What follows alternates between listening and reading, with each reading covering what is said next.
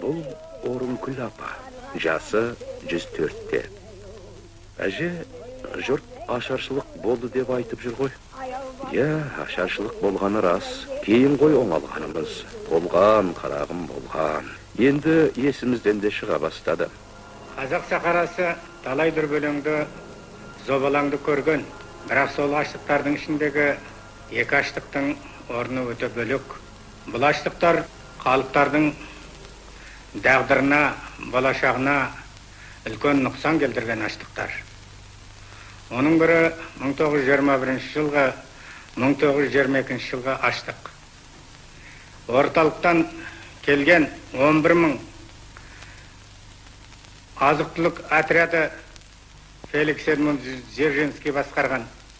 Біздің Ақмола, Семей губерниясындағы азық-түлікті жинап әкеткен. Соның нәтижесінде 2 миллион 300 мың адам аштыққа ұшыраған. Келесі 1931 жылғы, 33 жылға аштық. Мұның негізгі себебі елді коллективтендіруге көшірген кездегі жіберген қаталықтар деген сөз мұнда орынды болмайтын шығар. Шын туайтына келгенде халыққа жасаған үлкен қатаңдық, үлкен жауыздық саясаттың нәтижесі деп білемін.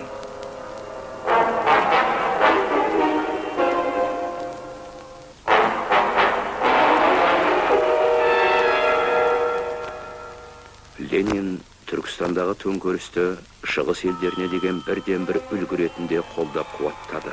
Алайда тек Түркістанның өзінде ғана 1921-26 жылдары 1 миллионнан аса адам аштық құрбанына айналды.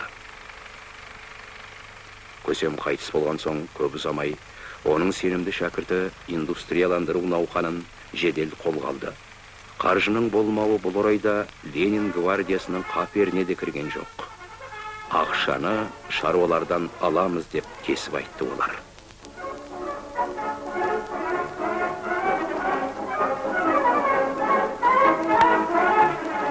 ...1925 жылдың қыркүйек айында Қызылордаға Қазақ өлкелік комитетінің бірінші хатшысы болып Филипп Исаевич Голощекин келді. Бұл партияның ысқаққан жауынгері шынында да кім еді? Әуелі жай атқамінердің бірі, кейін тіс технигі, сонан соң кәнігі революционер болып шыға келді.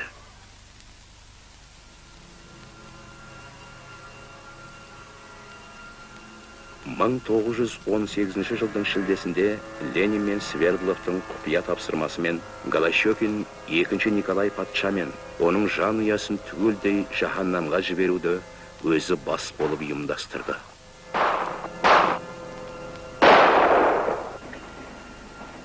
Қазақ даласына табаны тигені сол екен, Голощекин бұл өңірде кеңес өкіметінің жоқтығын бірден мәлімдеді. Менің көзім жетіп отырғандай, бұл жерге сөз жоқ, кіші Қазан Октябрь керек.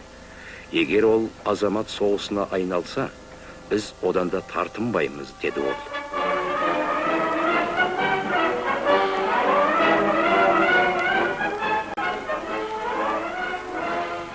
Жергілікті тұрғындардың 4-3 бөлігі көшпелі ғұмыр кешті. Өйткені көшпенділік дала қазақтар үшін атам заманғы дәстүр болатын. Қазақы тұрмыс тіршіліктің қоршаған ортаға бейімделіп кеткені соншалық. Тек осындай жағдайда ғана олар өзін табиғаттың төл баласындай сезінетін деп жазады профессор Швецов. Көшпелі өмір бүгінге дейін сақталып келсе, мұны қазақтар әлі өркен ниетті ел санатынан қашық деп түсінбеу керек. Қазақ мал бағып көшпелі тұрмыс кешсе, тағдырдың одан осыны талап еткені басқаша болуы мүмкін емес.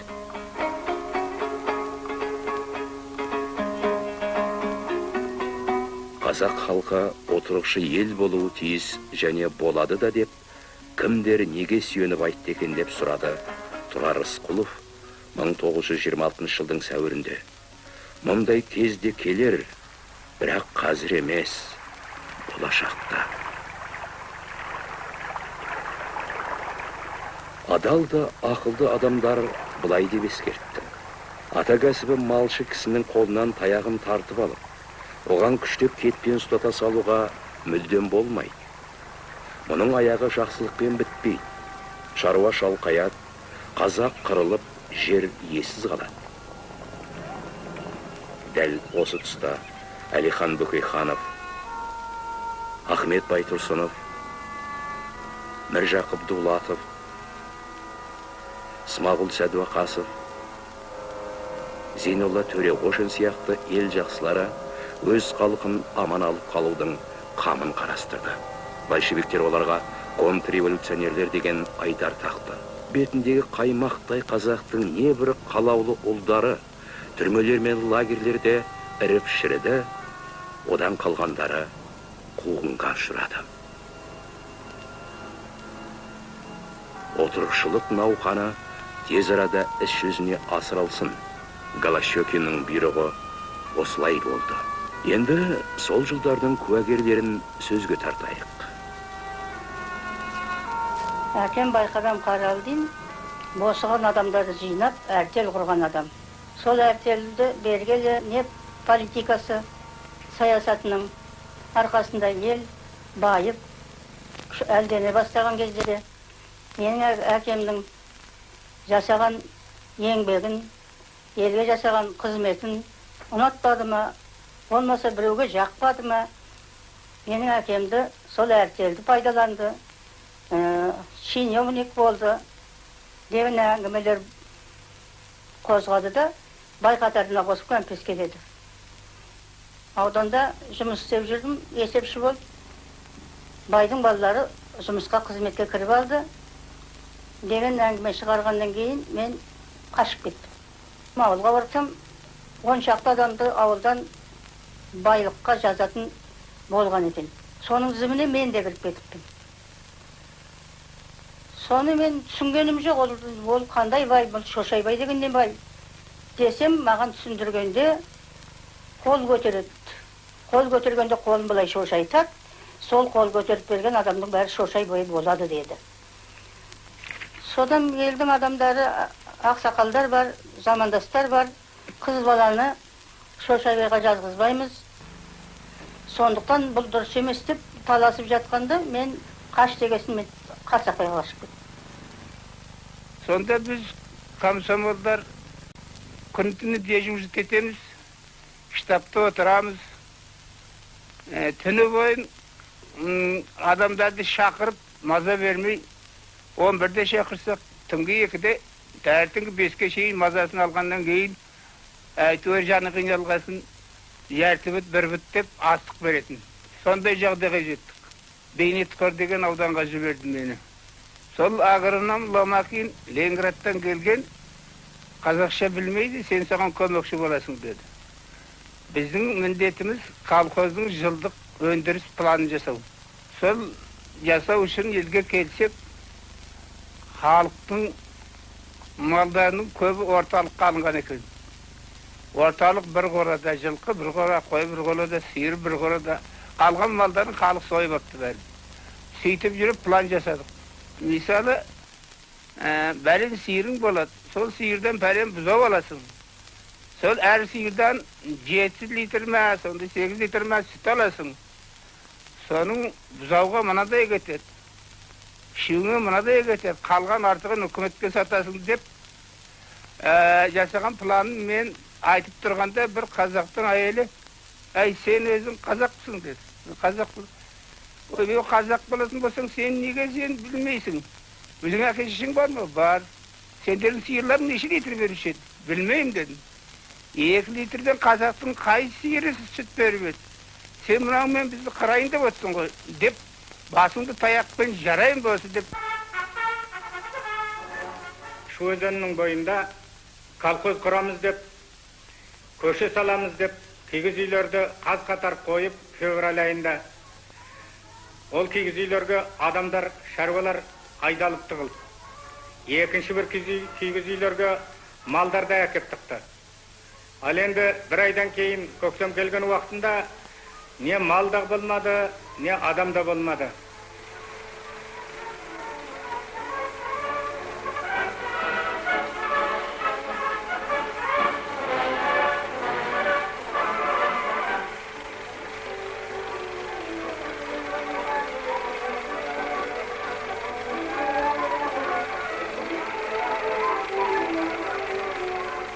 Kaçlık neden başlandı?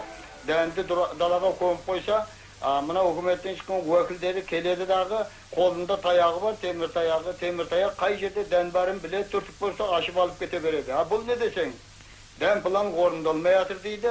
Ol adamlardan karşı turuğa hiç qanday oğanın akısı bolgan yok. Denin alıp ketdi sıfırıp 31-ci yılın kısımda Kazalda ulkan açlık başlandı Qaraqalpaqqa. Menin akim koşa başladı. Bizning iki tüyemiz var ekan. Qızılqumdu basıp ötdük. Bizge yerip жүрген босып келатырган халыктын кесеп саны болгон жок. Биздин екі түйөмүзгө илесип аркаланган кемпир шанысы да жок. Базарга барганда дәнди сатып отурады Каракалпактар, ана казактар бас салат да аузуна куя береді дәнди. Ол үстүнөн теуп атыр, таяк менен уруп атыр, онтукна байды, жер бауырлап жатып, ана дәнди аузуна куя береді. Өткөнү олар өлүп бараткан казактар еді. Мен bir өзбек, я bir Каракалпак, bir түркмен аштан өлметтесем өтірікші болмаймын.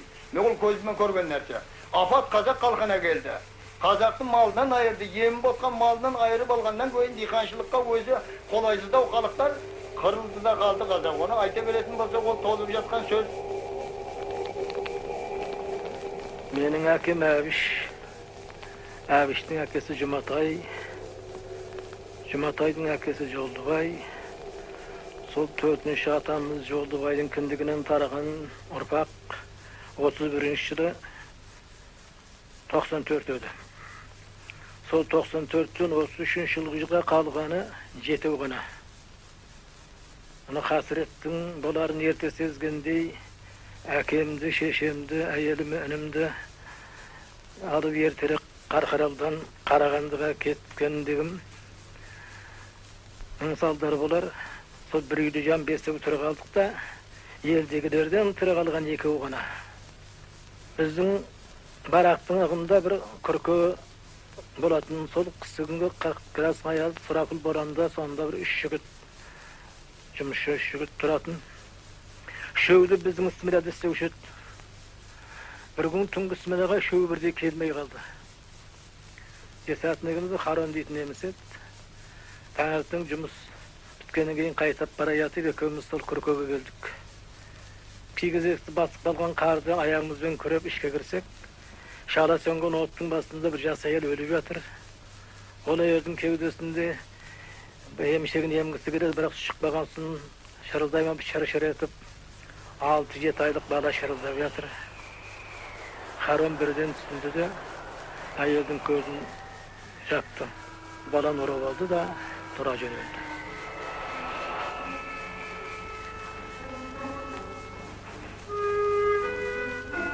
Енді ұрпақ сақтау мәселесімен айналысқан халқымыз не болса да ешбір қиыншылықтан тайынбай өздерін құрбан етуге баратын кезең туғандай. Бастан өткен бір оқиға, шешем мені және емізудегі қызын алып төркініне қарай кетіп бара жатты. Мақсат бізді сақтап қалу. Кеш құрмет. Сол кезде алдымыздан Қасқырдың тобы шығып, ұлып табысып, жер тарпып, о жағынан бір өтіп, бір жағынан бір өтіп, айқайға басқан шешем таяғын шолтаңдатқанмен ол Қасқыр біліп отыр әлсіз екенімізді. Содан барып аса бір қиын жағдайға шешем ұшыраған. Не мені алып қалу керек, не қызды алып қалу керек. Әрине қазақтың ұғымында ер баланы алып қалу, ұрпақты сақтау деген салт бар. Соған байланысты Қасқырды бір алдаңқыратып қалдыру керек болды. Сонымен емшектегі қызын жерге қойып, ораулы, мен де ашпын жүре алмайтын, арқасына салып алып, төркініне қарай кетіп бастады. Кейіннен еліге жетіп бушы болып қайтадан адамдар қолдарына таяқ алып қайта оралған келсе, қаңқан болған шүберек қана қалған, басқасы кеткен. Жылады, күйді.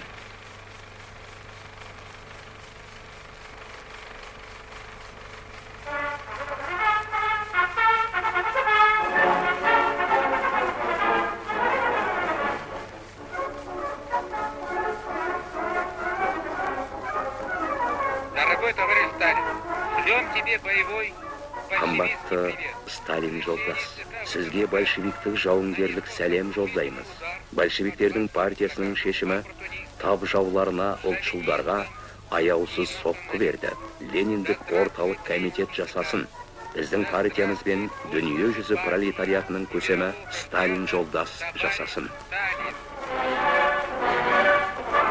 Дорогой Филипп Исаевич, Қымбатты Филипп Исаевич, сенің жетекшілік етуіңмен Қазақстан өзінің құрылғанына 12 жыл толу құрметін ұлан ғайыр жеңістермен қарсы алып отыр.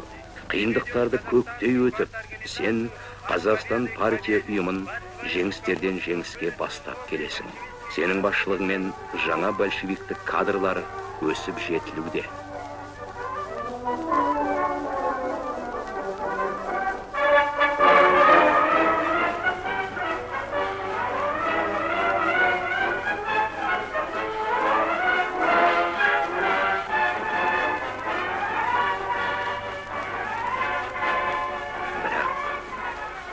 Бірақ осынау геноцидті тоқтатуға тырысқан басқа да адамдар болды. Коллективтендіру әдісін сынға алып, 1932 жылы 5 коммунист өлкелік комитетке хат жолдады. Голощекин оларды ұлтшылдар деп айыптады. Бізге де кезек келген шығар деп ойладық деп еске алады кейін қазақтың аса көрнекті жазушысы Ғабит Мүсірепов. Қолында қанды қылышы жалаң қаққан жендет үшін біздің өміріміз неге тұрушы еді? Партияның көрнекті қайраткері Тұрар Рысқұлов Сталинге 3 рет хат жазды. Қазақтардың орнынан үдере көшуі үдей түсуде. Аштық пен обадан өлген адамдардың көбейгені соншалық, орталық тез арада бұл мәселеге араласпаса болмайды. Ал бұған партия қайраткерлері қалай жауап берді десеңізші? Мемлекетке астық пен ет өткізу жоспарын қайткенде де орындау керек. 1932 жылдың қайырымсыз қысында тек алғашқы 90-ның өзінде ғана Қазақстанның 14 ет комбинаты елдің ең ірі өндіріс орталықтарына 14 мың тоннадан аса ет жөнелтті. Әсіре атқа мінерлер мен өкілдердің аузындағы ұрдажы құран мынау болды: аша тұяқ қалмасын, асыра сілтеу болмасын. 1929 жылы Қазақстанда жалпы есеппен 40 миллион бас мал болса, 1933 жылы оның 4 миллионы ғана қалды. Ресейде, Украинада, Қазақстанда адамдар аштықтан мыңдап, миллиондап қырылып жатты. Ал Сталин болса, шетелге астық жөнелтуді еселеп арттыра түсті. Қазақстан өлкелік комитеті де өзіндік үлесін қосып бақты. Ұлтшылдар мен шовинистерді, бұзақыларды, өлгендерді жинамағандарды аяусыз жазалап жатты.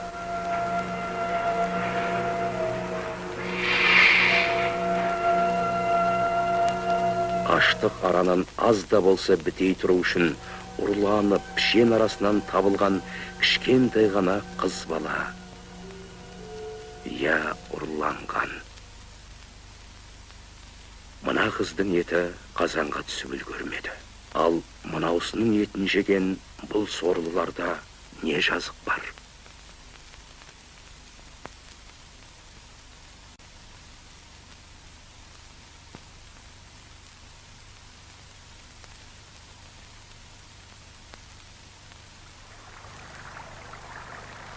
Өкіметтің өзімшілдігіне қарсы Қазақстанның бар түкпірінде де көтерілістер мен толқулар өрши түсті. Созақ, Адай, Жетісу. Бірақ мұның бәрі чекистер мен милиция отрядтары, сондай-ақ қарулы жасақтар тарапынан аяусыз басылып тасталды. Әл-ауқат төмендегеннен кейін сол халық басқа мемлекетке қашуға мәжбүр болды, мысалы Қытайға. Мен ол уақытта сол 15-16 жастағы бала едім, барлығын көзімен көрген оқиға. Біздің Қапал уездный қала, сол уақытта Қапал қаласы дейтұғымыз, соның маңайындағы мысалы Матай руы барлық халқы Қытай жеріне қашуға мәжбүр болып қашты. Қапал қаласының ар жағында Демікпе деген Қытайға асатын үлкен асу бар. Сол асуменен шыбап аса бастады. Олардың бетін тойтарып қайтару үшін Қай жақтан әкелгенін бала кезімде білмеймін. Bir взвод шамасында bir пулеметпенен сол 20-30-ға жете солдат алып келініп, таудың үстіне шығып алып, сайылды ашып бара халықты атқылап қырғын ұшыратты.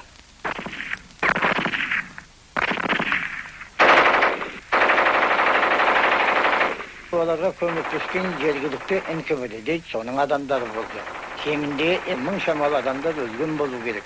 Солардың сүйектерін жерде индеп апара жатқанын көзім көрген адаммын.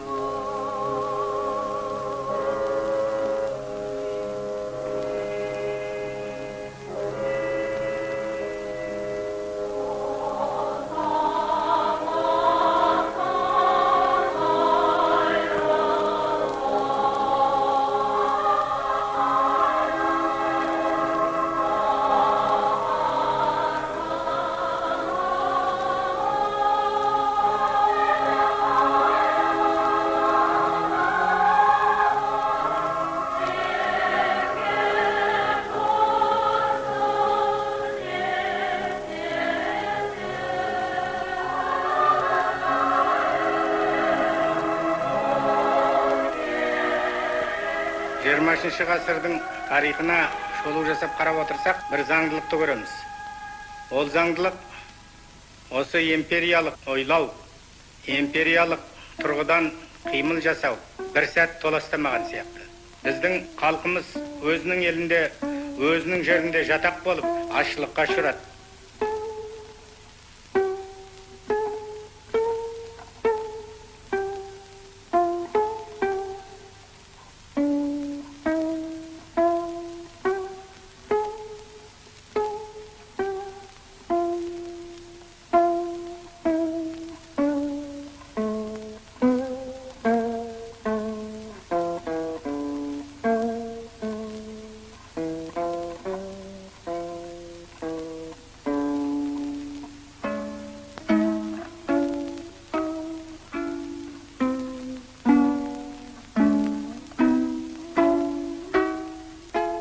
Коллективтендіру кезеңі далалықтар үшін ұлы трагедияға айналды.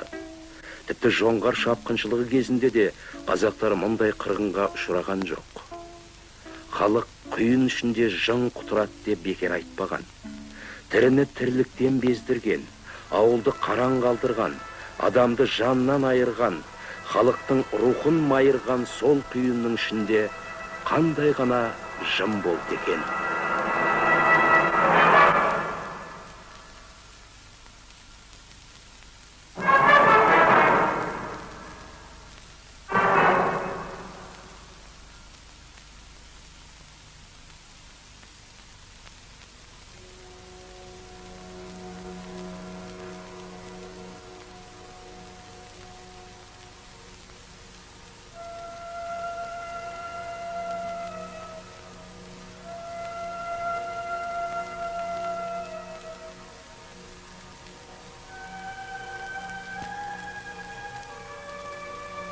Мемлекеттік жоспарлау комитетінің мәліметі бойынша 1930 жылы 121.200 адам 1931 жылы 1,074,000 адам өз атамекенінен ауып кетті.